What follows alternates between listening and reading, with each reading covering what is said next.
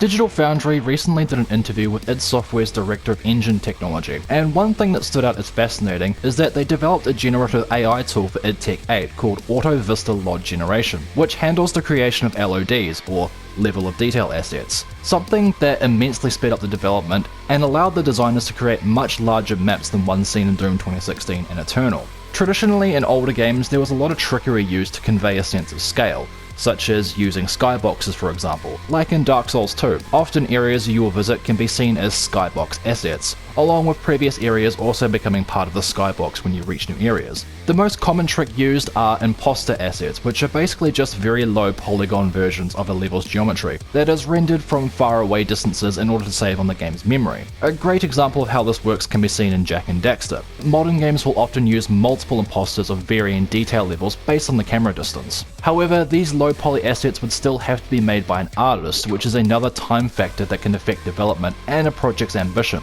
The id Tech 8 Auto Vista LOD generator now completely automates this tedium by generating low quality imposter assets for the team, meaning the artists and designers can spend more time creating bigger maps with many more bespoke assets and not have to worry about making several imposters each time they make something.